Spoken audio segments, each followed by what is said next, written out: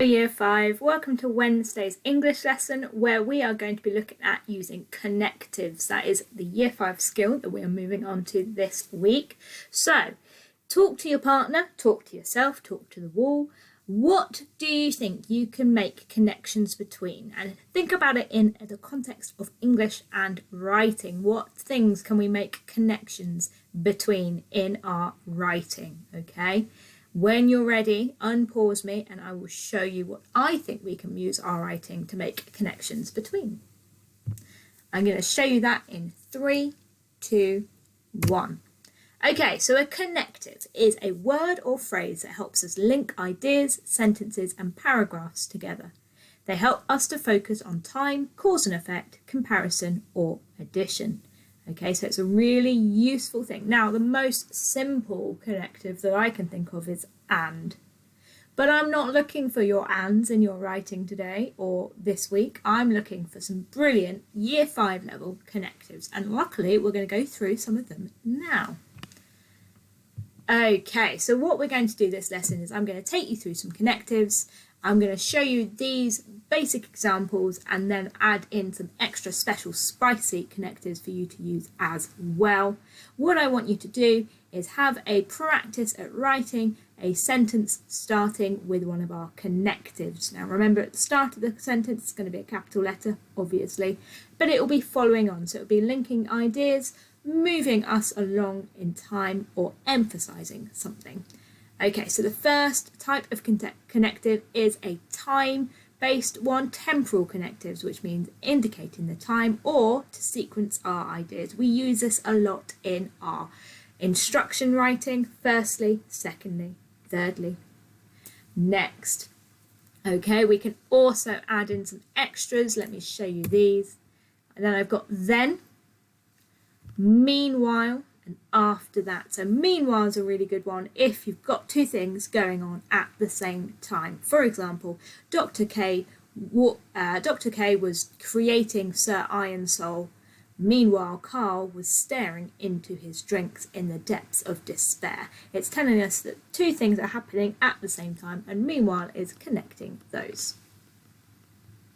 Okay, we can also have causal connectives, which show cause and effect. So they're linking two things. Something has happened, connective, what is going to happen next? I should do that the other way because I'm opposite. Right, something happens, you have your connective, what happens as a result of that first thing. Okay, so we've got because, for, so these are our lovely bog standard. Using these in our writing is going to move it along. However, here are some absolutely brilliant, spicier versions. I could have as a result of Fritz's story, Gretel couldn't sleep. We could have had Fritz's story was very scary, consequently, Gretel couldn't sleep. So it's the cause and effect. The cause is Fritz's story, the consequence, the effect is that Gretel cannot sleep. Okay, additive connectives. What do you think these do? These add extra information or add more evidence to your point, which is why we use words like furthermore, also, besides. This is especially used when we're writing to persuade because we want to add to our points. We're going to go this thing and then this thing. So when we were writing in science last week, for example, your letter to your flat earth theorists, you might have said, there has never been a ship to sail off the edge of the world. Furthermore, planes fly around the world every day and no one has ever seen the edge of the earth. So that must mean our earth is spherical. Okay, here are some spicy alternatives. Moreover, in addition, as well as this thing, here is another thing to prove my point. Okay, comparative connectives. Now we would use these a lot in guided reading with some Cassie commentator when we compare bits of writing, compare characters, compare the way things make us feel. Now we can use them to say rather, alternatively, however. We're looking at two different things that are slightly different. We're comparing two things. Here is my spicier version, nevertheless, one of my favourites. Nevertheless, it's always written as one word, not three separate ones. So squished nevertheless together. On the other hand, on the one hand, reading is one of my favourite things to do. On the other hand, I also really enjoy singing. And in contrast. Now, contrast means difference. Think back to art, where we might contrast our thick lines with our thin lines, which is what we were doing with Peter Thorpe last term. Or we might use contrasting colours to make our artwork pop. We're going to do the same thing with our ideas in English, in our writing, in contrast. So we might describe Fritz and Carl.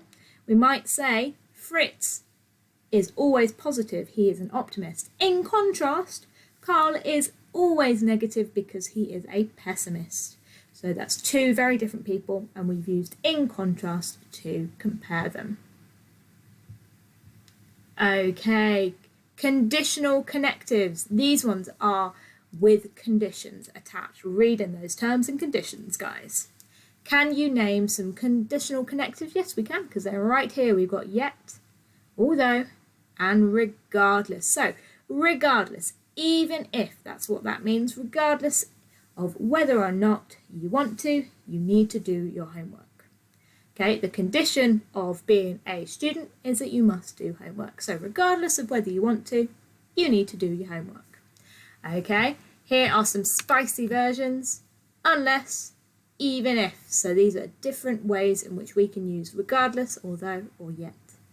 Okay, I'd love to see these peppered into your writing.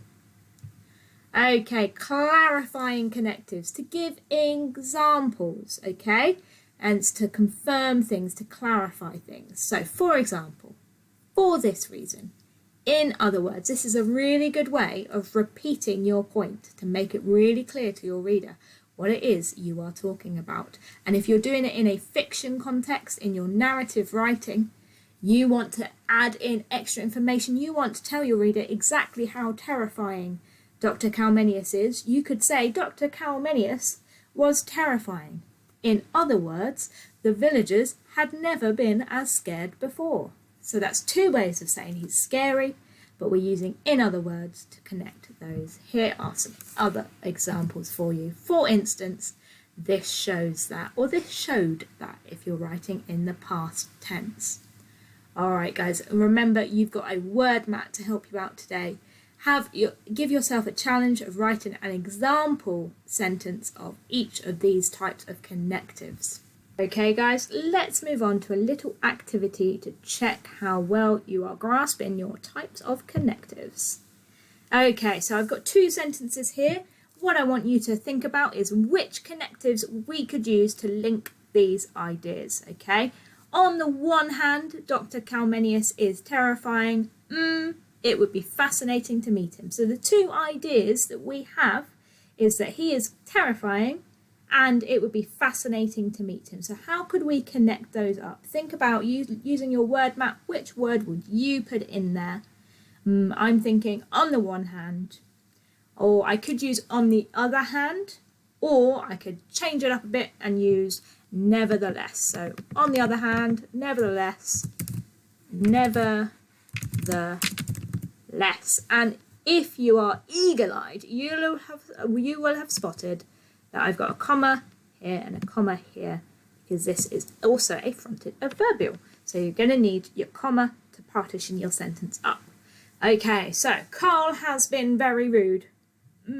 He was especially unkind to Putsy the cat. Okay, so what are our two ideas here? Number one, Carl has been very rude. Number two, he's been especially rude to Putsy the cat. So we're going to be adding in emphasis. We want to emphasize not only is he rude, but he's especially rude to Putsy the cat. So have a think about which one you might use. What one could I use? You can use your word mat to help you out here. Which one is going to emphasize your point? Okay, I'm going to put more over. You can add more over. Furthermore, I'm putting in my emphasis on him being unkind, especially to Putsy the cat. Okay, and again, I've got my commas here. And I don't have a comma in there because it's a short sentence. Okay, here is a golden challenge for you. Can you write 2 sentences that are linked with a connective about the weather in Glockenheim? So your second sentence is going to need to have a connective in it to link those 2 ideas. And then have a go at the application activity on your sheet today. Okay, have a go, and then you're going to come back here to do a bit of repetition work with me. Just to say that again, you're going to come back here to do some repetition work with me. I bet you cannot wait to be back in the classroom with my terrible jokes. All right, let's move on, guys. Okay, repetition. What is it? And why do people repeat things? Have a think. Write down some ideas. Why do you think people repeat things? I'm going to show you my reasons in 3, 2, 1. Okay, number 1, make sure that people have understood. You might repeat yourself, you might repeat your instructions in a slightly different way to make sure that everyone knows what's going on. Number 2 is to make a point or emphasize something, okay? Just like with the example before when we wanted to emphasize that Carl was especially mean to Putsy the cat. Okay, and number 3, this is one that teachers and probably parents use a lot, to check that someone's listening, okay? That's why we might repeat. Now, the same ideas are true in our writing. So, repetition in poetry or stories is often words or phrases to create an effect, e.g. knock, knock, knock, or the highwayman came riding, riding, riding, if you remember that from our poetry last term. Think about clockwork. What phrases have repeated a lot? We've had tick, tock, tick, tock. That's been a very strong use of repetition throughout clockwork so far. Okay, what about in non-fiction? Okay, well, we use sentence starters to repeat a point that we're really trying to emphasize. Okay, have a look at this example. Fritz was the most popular man in the tavern. And later on in my writing, I might put, as previously mentioned, comma, Fritz was incredibly popular because of his amazing storytelling abilities. So I've repeated the same point that he's popular, but I've put in the reason why he's so popular is because he tells amazing stories. So I'm emphasizing my point.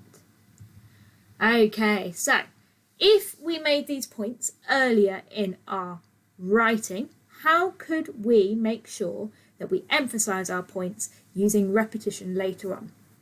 So the first one I've got is, it is believed that many of the townsfolk were terrified by Dr. Calmenius. We've got lots of sentence starters here that I could use to help me emphasize and repeat my point. Undoubtedly, the villagers were terrified by Dr. Calmenius's antics in the tavern. Okay, I've used undoubtedly here to return to that idea of the villagers being terrified by Dr. K's antics, and I've told them why, because he was being crazy in that tavern and he was really scaring them. Okay, the mechanical figure looked incredibly lifelike. I could return to that. How am I going to emphasize it later on in my writing? Without a doubt, let's move myself up here, the figure looked more lifelike than any scene before. So I've got, without a doubt, the figure looked more lifelike. Now I've repeated lifelike here. Let me get rid of my unneeded space. There we go. Without a doubt, the figure looked more lifelike than any scene before. I've repeated that it looks lifelike. I've also qualified, emphasised than anyone had ever seen before. More lifelike. So I've added in, I've returned to it, using one of these, and I've emphasised my point. Okay, now your task today is to go back to your worksheets. Can you use the ending sentence starters to repeat the points made with the sentences? Think about how you would return to them. And your spicy challenges, can you continue your letter from Carl to Herr Ringelmann using repetition sentence starters to emphasise key points in it? Okay, Carl is probably quite desperate to talk to Herr Ringelmann. How are you going to emphasise how he is feeling? Have a fantastic Wednesday, guys, and I will see you soon.